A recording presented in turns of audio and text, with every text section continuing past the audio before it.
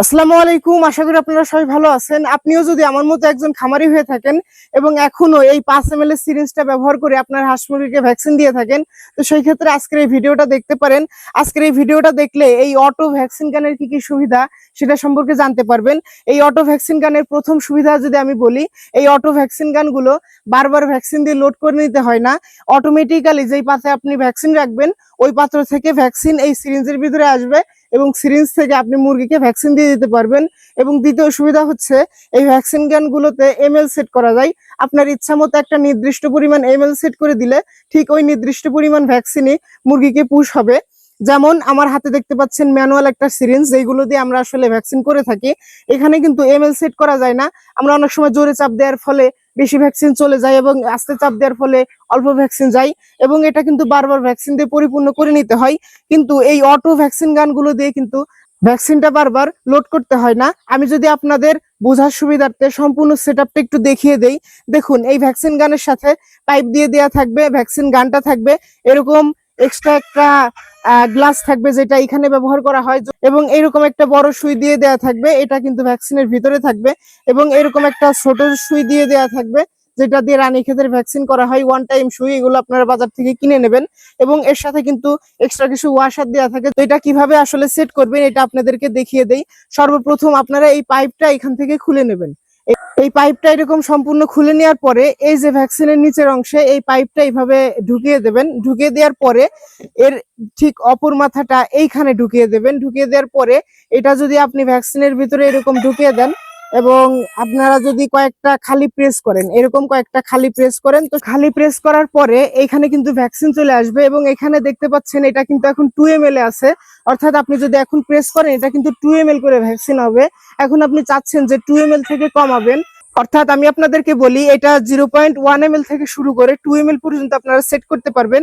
এই যে এর পিছনে থাকা এই নাটটা আপনারা এইভাবে ঢিল দেবেন। ঢিল দেওয়ার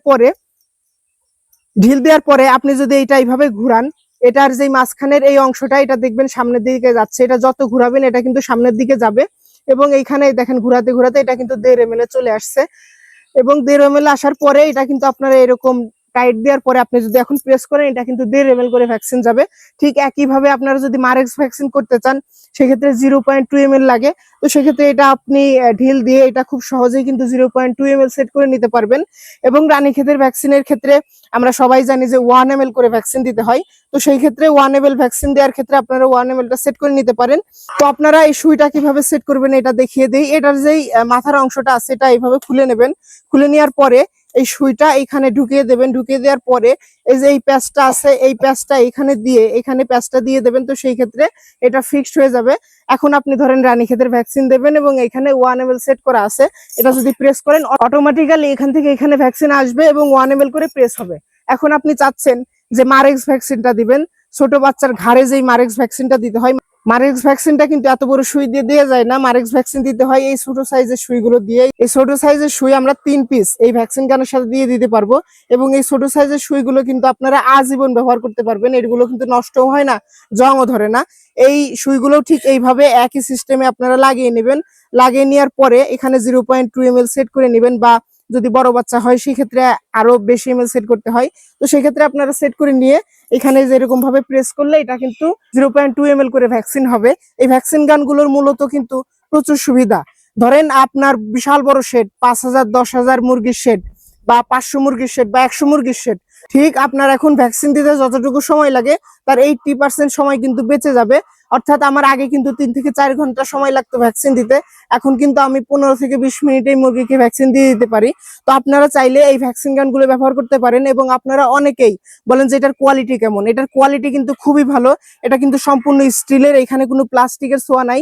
আপনারা অনেকেই প্লাস্টিকের ভ্যাকসিন গানগুলো ব্যবহার করার পরে আমাদের থেকে এই ভ্যাকসিন গানগুলো দিচ্ছেন। আপনারা বলেন যে প্লাস্টিকের ভ্যাকসিন গানগুলো ব্যবহার করার ক্ষেত্রে প্রথম যে সমস্যাটা হয় সেটা হচ্ছে এটা খুব একটা ইজি না। যেমন আমি এটা চাপ দিচ্ছি, এটা খুব সহজেই কিন্তু ভ্যাকসিনটা পুশ হচ্ছে। ওইটা এখানে খুব আপনার হচ্ছে করা, ওইটা দিয়ে ভ্যাকসিন দিতে গেলে কিন্তু হাত ব্যথা হয়ে যায়। এবং এটা কিন্তু এটার মতো এতটা ইজি না। এবং এটা যেহেতু প্লাস্টিকের, এটা দেখা যাচ্ছে হাত থেকে পড়ে গিয়ে প্লাস্টিকের ওটা ভেঙে যায় এবং ওটা খুব নিম্ন কোয়ালিটির হয়ে থাকে। তো আপনারা চাইলে এই ভ্যাকসিন গানগুলো নিতে পারেন। এগুলো হচ্ছে সম্পূর্ণ স্টিলের, এটা আপনারা 20 থেকে 25 বছর বা তারও বেশি সময় এটা খুব অনায়াসে ব্যবহার করতে পারবেন। আপনারা জানেন আমরা নিজে একজন খামারি এবং আমাদের খামারে যে পণ্যগুলো প্রয়োজন হয় সেই পণ্যগুলো আমরা নিজেরাও বিক্রি করি। তো সেই ক্ষেত্রে আপনারা চাইলে আমাদের থেকে এই ভ্যাকসিন গানগুলো নিতে পারেন, আমাদের ওয়েবসাইটে গিয়ে অর্ডার দিতে পারেন। এবং আপনারা সবাই আল্লাহ তাআলার কাছে আমাদের জন্য দোয়া করবেন, আল্লাহ তাআলা যেন আমাদের খামারে বরকত দান করে এবং আমরাও আপনাদের জন্য দোয়া করবো, আল্লাহ তাআলা যেন আপনাদের খামারে বরকত দান করে। তো সবাই ভালো থাকবেন, সুস্থ থাকবেন, আল্লাহ হাফেজ।